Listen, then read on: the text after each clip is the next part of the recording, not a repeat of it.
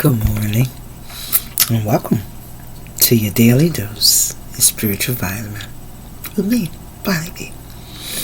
Well, this morning, I'm sitting here and I was just thinking and talking to the Lord and, listening to a few things, just kind of overviewing. And I come to a few realizations about a few things. Yesterday, I went back and I studied some more about the beast system, and it was talking about the binary number system and how our barcodes that we use on our everyday food products, the RFID code, is a code that'll probably be implemented for the mark of the beast. And the fact that the beast system has been up and running for 50 years and the false prophet has been on the scene, and that false prophet was Great Britain and the United States. And I was just listening to all of this, and I was saying to myself, the Lord never said that we weren't going to see the tribulation coming. And so we do see it. We see it in our everyday life. We see it when we notice how God begins to wake up his people, because they begin to realize that they were under the spell of the beast system. The beast system is the propaganda, the selling and buying, the TVs and the things that you allow to come into your spirit and to be able to come in and take over, because once it comes into your subconscious, it plants itself in your mind, which is why you have to be careful of the things that you allow to come into your mind, as well as the things that you allow to come through the vision of your eyes, because these are portals, and these are the portals that the enemy will use. Excuse me. These are portals that the enemy will use in order to infiltrate the plane of the war. Because you got to remember, you're in a spiritual war. So while we think things, that we're taking for granted and we're laughing about, these are serious events that are taking place. For the first time, me and my grandson were sitting up and we were looking at different denominations of money. And I never realized that everybody talking about is all about the Benjamins, baby. No, it's not about the Benjamins. It's about the Woodrows, the Woodrow Wilsons. Woodrow Wilson is worth $100,000. And back in the 1900s, they had $1 million bill. Now just think about it. $1 million bill? $100,000 bill? These were the denominations of money that was printed back in the early 1900s, in the 1700s. And so I began to explain to him about the economy and how the economy works, and when you begin to flood the economy with certain denominations of money, how it can bring about inflation because it devalues the amount the dollar is worth. So he and I are having this, analytical discussion about money and the change in money and how money has changed. And that brings me to the subject of the cryptocurrency and the different currencies that are now being offered online. These are all part of the beast system, and the cryptocurrency is the introduction into the new denomination of money in which the beast system will use, because it's cryptocurrency. Your dollar bills in today's market will no longer be of any value because it'll just be paper. We found that the $1 million bill was printed strictly to be passed between the Federal Reserve and debtors. $1 million bill that had Chase Paul on it. Paul Chase Morgan. They had him on the front of it. It was made with cotton. Our money system, monetary system. So, learning these things and looking at the way our society is engaging and growing, and how we're becoming more and more dependent upon the government and less dependent upon ourselves. And I'm looking at the beast system come into play. And it's just blowing my mind that I'm actually watching this system take shape and form.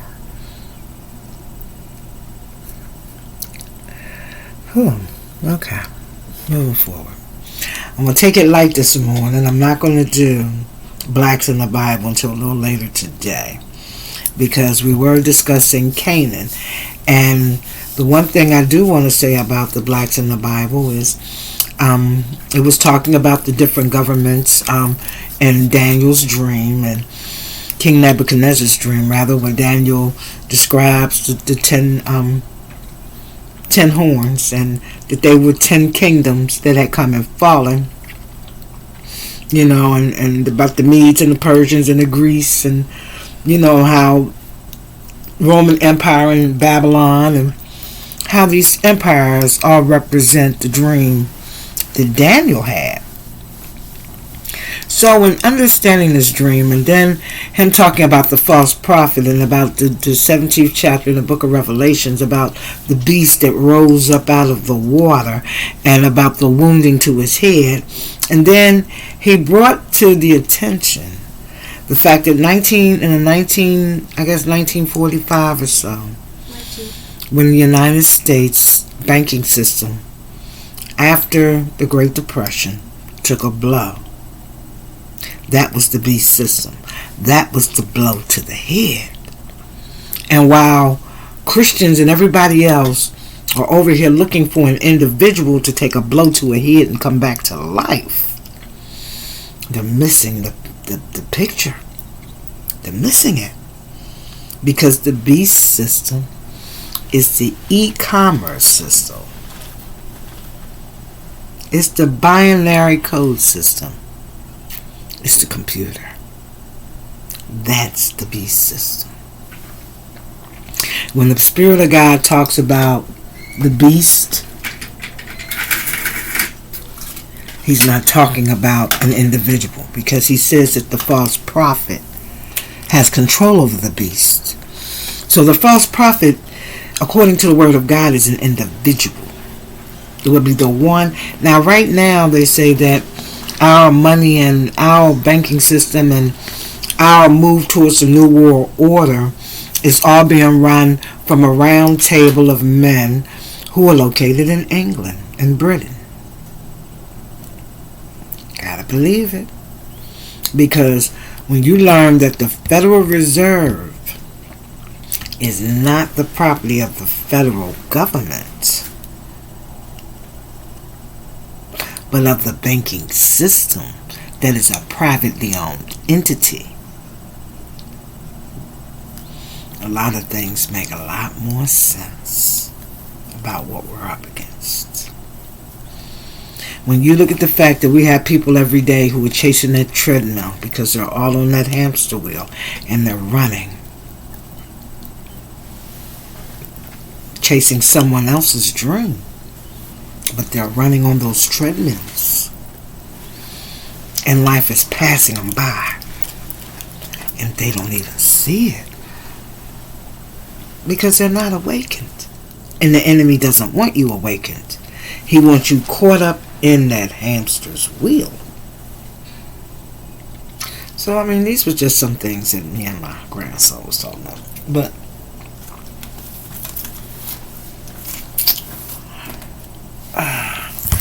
I want to move away from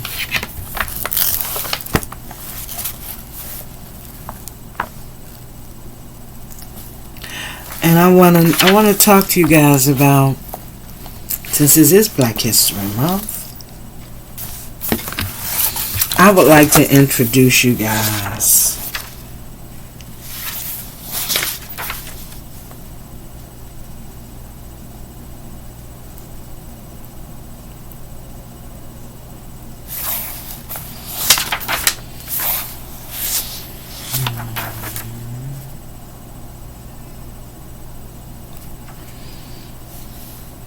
I want to talk to you all about Pharaoh's daughter. Now, we have read in the Apocrypha about how there was a time in history in which the babies were all thrown over the wall into the river to be drowned. But that there was one child who God saved. And that child was Moses.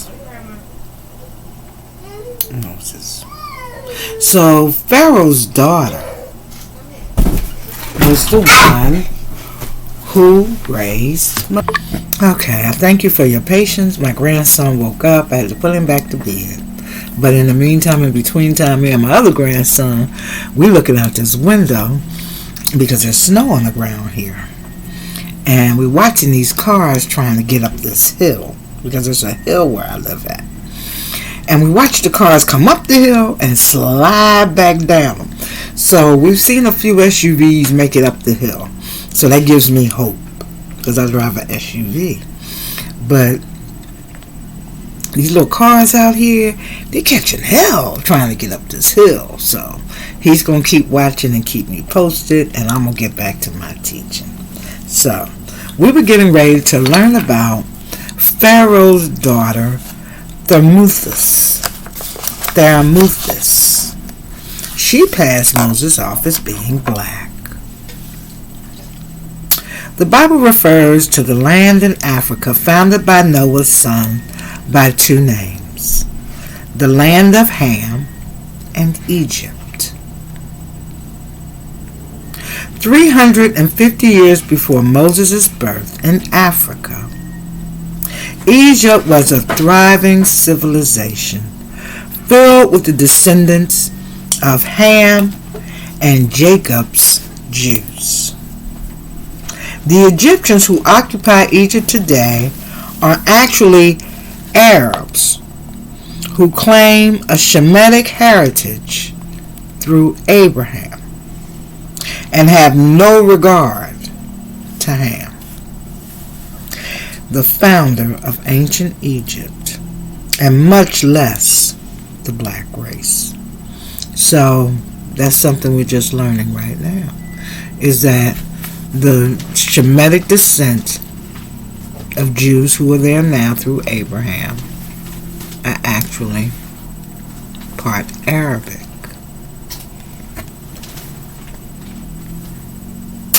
The early Egyptian descendants of Ham were very proud of their makeup and skin tone, and they displayed this pride by producing colorful paintings of themselves in the land of Ham.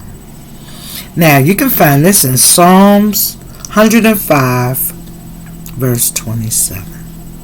That'll verify that.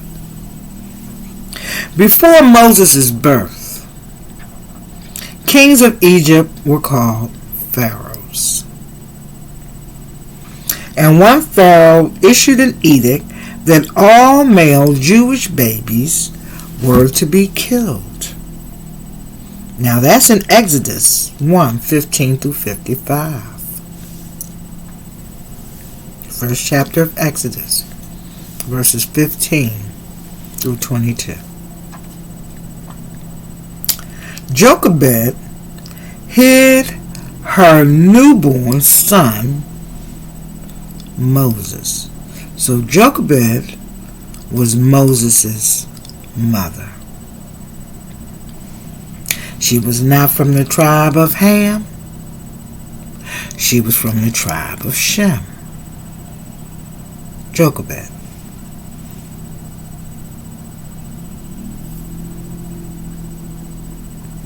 She hid him so that he would not meet such a fate as the other children during that time, which was the edict that had went forth that all of the Jewish male babies had to be killed.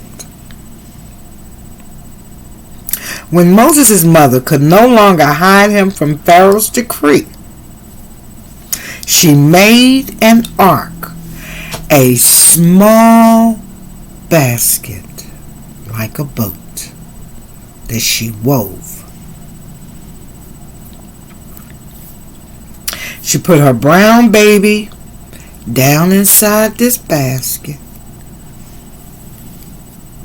and sent him down the Nile River 4,000 yards. This 4,000-mile river, God had to lead the baby. Because it was a baby. He just floating along down the river. But you know, God's angels was all around him. Because we know Moses grew up. Now, when she put him in that basket and she sent him down that river, she was hoping and praying to the God of Abraham that someone would find that baby and keep him safe. We know that because that's in Exodus 2, second chapter of Exodus, verses 2 through 4. Talks about how she put him in the basket and sent him down the river and prayed for somebody to watch him in safety.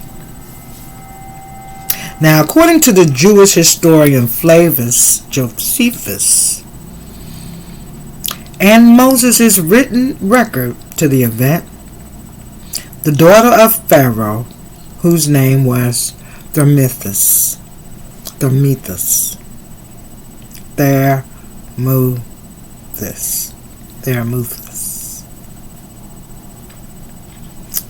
and the scripture goes like this.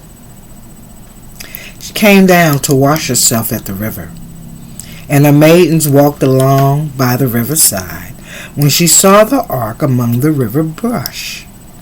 She sent her maid down to fetch it, and when she had opened it, she saw a child, and behold, a babe wept.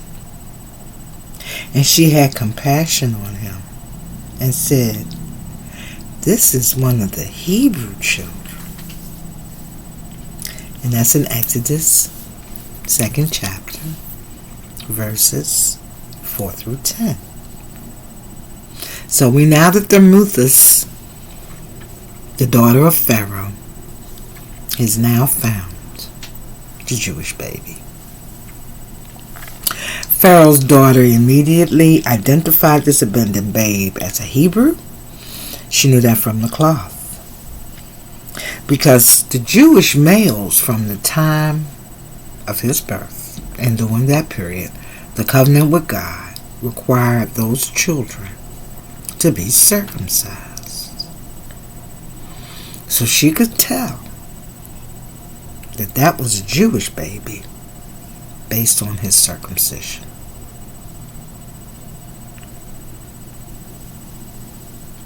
The princess drew this Hebrew babe from the Nile and reared him in the palace of the mighty Pharaoh himself as one in line for the throne. So that goes to show you that when God has a divine plan on your life, no weapon formed against you shall prosper. When God has a divine plan for your life, no weapon formed against you shall prosper. Because the divine plan of God must go forth. The will of God must be fulfilled. The will of God is what?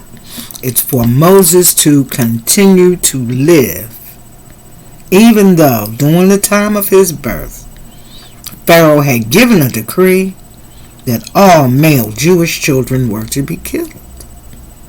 But God said, no, not all of them, for Moses will live. See, Moses had a greater job. We know that Moses was the giver of the law. So we're going to keep going with Thermuthid. Find out what else we can. Our actions may seem, in this comparison, suppose President George Washington, Thomas Jefferson, or Andrew Jackson all owned African slaves, and they issued a law stating that African male slaves was to that no African male slaves were to live beyond infancy. Now suppose each of these presidents had a daughter who brought a little African boy to be raised in the White House as the president's own grandson. The wrath against her and the child would have been severe because it would have made these presidents appear hypocritical. This is exactly what Pharaoh's daughter had done. The African prince was able to save the child because his complexion, it's God at work, his complexion was the same as the Pharaoh's.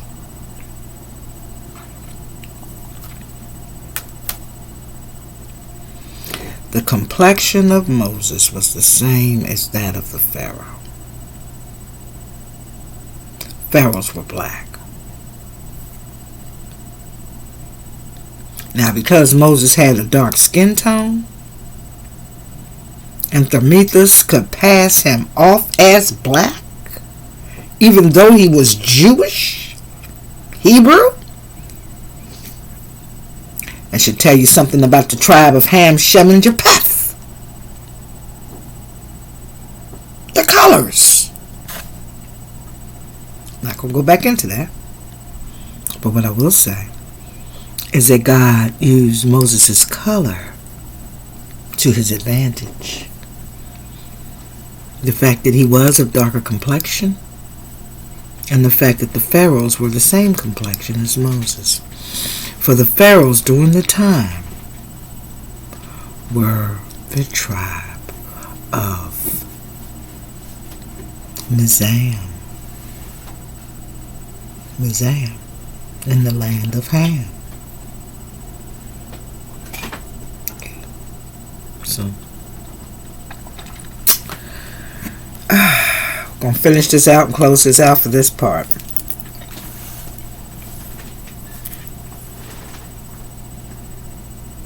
The African princess was able to save the child because the baby's complexion was that of an Egyptian. The courageous African princess played the skin game, or what colored people in America call passing. So his complexion and the Pharaoh's complexion, be it light or dark, it was passing. And if the black folks back in the day were saying passing, that means he was light, bright, damn near white.